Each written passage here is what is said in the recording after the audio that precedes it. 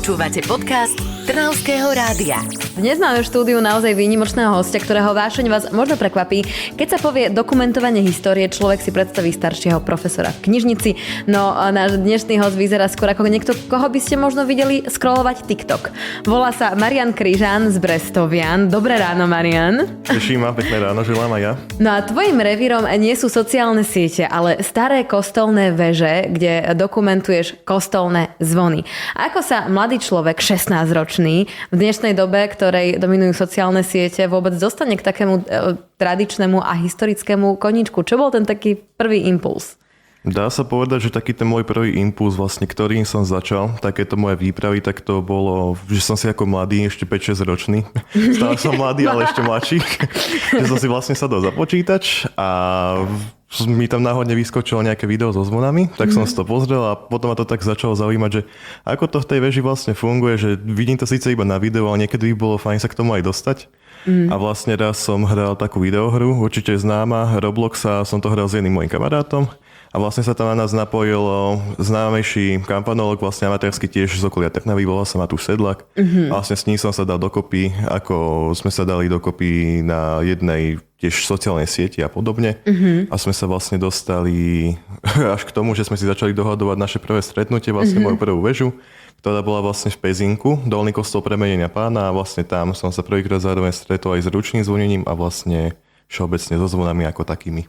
Pre bežného človeka je svet pod kostolnou strechou takým tajomstvom. Ja sa priznám, že tiež som sama nebola nikdy na streche kostola, keďže tam málo kto má šancu takto reálne nahliadnúť. Ako presne vyzerá to tvoje dokumentovanie? Čo tam všetko robíš? No vlastne od začiatku až po konca musím si najprv tú danú väžu, ten vstup vlastne vybaviť. Ak ide, dajme tomu, o rímskokatolického farára alebo iného farára, tak vždycky iba s farárom. Alebo ak ide teda, dajme tomu, obecnú zvonicu a podobne, tak väčšinou kontaktujem starostu priamo a vlastne potom, ak sa dohodneme, tak si dohodneme aj ten termín tej návštevy, vlastne toho výstupu na tú väžu alebo zvonicu. Tam, keď prídem, tak sa rozhliadnem. Najprv sa tam síce musím dostať do tej veže, aj to býva niekedy problémové, ale keď sa tam už teda dostanem, tak vlastne sa rozhliadnem, že čo tam vlastne tej veži je.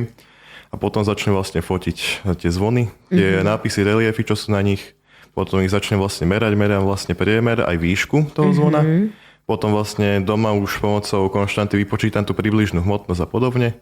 Takisto doma určujem aj presný tón toho zvonu nárazový a vlastne potom na tých zvonoch aj kratšie zazvoní. To je vlastne tá druhá súčasť mojej dokumentácie, že vlastne robím ten audiovizuálny záznam z toho a potom už len sa teda pobalím, idem dole z veže domov a doma vlastne spíšem do dokumentu vlastne tie informácie, nápisy na tých zvonoch, reliefy, zasvetenia a takto, výzdobu, teda vlastne aj toho pôvodcu toho zvonu a potom to vlastne posielam farárovi, alebo teda vlastne si to nechám aj pre seba, keďže plánujem niekedy v budúcnosti vydať aj knihu.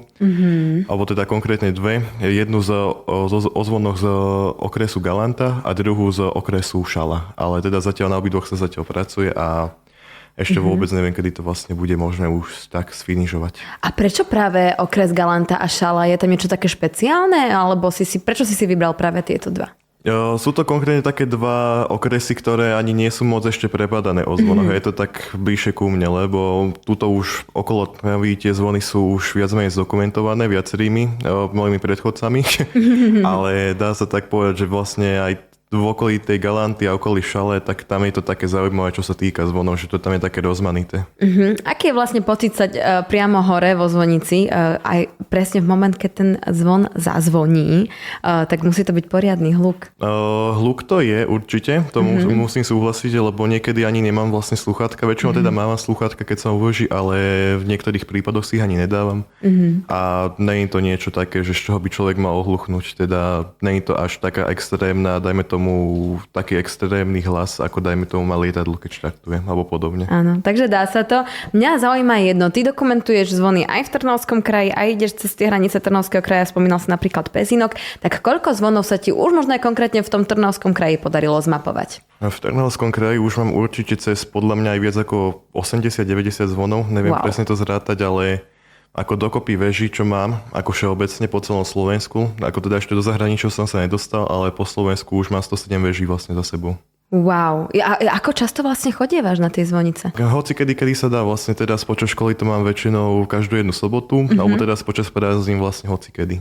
Wow, zaujímavý koníček. Marian, poďme teraz trošku bližšie k nám domov, do nášho regiónu. Laikovi sa môže zdať, že každý zvon zvoní rovnako. Líšia sa zvony svojim zvukom a ak áno, tak prečo je to tak? Áno, určite neexistujú na svete dva zvony, čo by zneli rovnako. Je to dané vlastne ich tvarom a ich zvonolejárom. Ale teda vlastne neexistujú teda dva rovnaké zvony, čo by úplne rovnako zneli, lebo každý jeden zvon je jedinečný hudobný nástroj a vlastne čo to vlastne mení ten zvuk je vlastne ten profil toho zvona, vlastne jeho hrúbka a vlastne vypracovanie, ako rebre bol odliatý a v tvare. A ešte záleží hlavne teda aj na zvonolejárovi, že aké používal, dajme tomu aj materiály na ten zvon. Väčšinou sa používa klasický zvonársky bronz, ktorý je vlastne zložený 22% cínu a 78% media, ak sa nemýlim. Ale niekedy, keď vlastne boli svetové vojny, tak sa vlastne zvony odlievali aj z ocele a rôznych iných zliatín. Aj mocadze a tak podobne. Čiže môžeme povedať, že stačí 1 mm odchýlka a ten zvon zvoní inak? Určite áno. Nie, sú také, dajme tomu, že aj zvonkové, proste zvony, ktoré sa používajú vo zvonkohorách. Áno. A tam sa vlastne tie zvony musia presne doľadzovať vlastne na sústruhu. Takže dá sa ten zvon, aj ten jeho zvuk vlastne ešte upraviť, ale nedá sa to nejako moc už po tom odliatí zvona vlastne upraviť. Ktorý zvon v našom okolí má podľa teba ten najzaujímavejší zvuk? Najzaujímavejší zvuk určite, ako keby, že máme hovoriť o meste Trnava, tak určite najzaujímavejší zvuk má veľký zvon Baziliky svätého Mikuláša, ktorý je vlastne od Hansa Motka z roku 1583 a je to vlastne najťažší zvon vlastne v Trnave. Má 3400 kg. A v čom je taký iný podľa teba? Aby si nám to vedel možno priblížiť z tvojej takej profesionálnej roviny. Inakší je vlastne v tom jeho spracovaní, lebo zatiaľ, o čom viem, tak na Slovensku je to jediný zvon od tohto zvonolejára. A vlastne nevie sa ani, že odkiaľ ten zvon vlastne kde bol odliatý. Vlastne niekde sa špekuluje, vraj bol odliatý niekde v nejakých dedinkách pri Trnave, ale najpravdepodobnejšie teda pochádza až niekde z východu, z okolia Popradu a tak. Lebo tam vlastne boli takí pôvodní zvonolejári na Slovensku a odhadujem, že ten Hans Motko mohol byť jeden z nich, ale vlastne nie sú o ňom moc zachované informácie. Stal sa ti niekedy počas tvojho bádania nejaký kuriózny alebo vtipný alebo napínavý zážitok, s ktorými si sa chcel podeliť? Väčšinou vždycky na každom jednom mojom bádaní veží je taký zážitok, že vždycky, ak sa odzvoní vlastne na to dokumentovanie, tak vždycky potom sa pýtajú ľudia, kto umrel, alebo kde horí, alebo aký je poplach. Vždycky toto počúvam. Len teda vždycky sa to hneď vysvetlí vlastne tým, že je kontrola zvon, alebo vlastne takýmto spôsobom. Takže to potom musíte akože vysvetľovať všetci, čo sa vlastne dialo, keď si ty na tomto bádaní. Ale niekedy väčšinou o tom už vedia ľudia dopredu, dajme tomu, že sa vyhlási vo farských oznamoch alebo takto, ale... Áno, že nikto neumrel, nebojte sa. Tak, áno. Na tom YouTube kanáli uverejňuješ nahrávky rôznych zvonení, nielen z Trnavského kraja, ale z rôznych iných miest. A trochu si ťa teraz otestujeme. Takže Marian, na ťa poprosím, aby si sa mi pozeral do očí a nie nižšie, aby si nič na monitore nevidel. Pustíme krátku ukážku, alebo teda 2 ukážky. A teda poďme na prvú a ty budeš musieť zistiť, že o aký zvon vlastne ide. Tak poďme na to. Toto je Trnava, kostol svätej Anny, veľký zvon od bratov Fischerovcov. Wow. Dobre, žasnem, naozaj, toho som nečakala. A aby sme to ešte doplnili, pôjdeme mimo Trnavy. A ak sa nemýlim, toto je Trstí najmenší zvon. Neuveriteľné.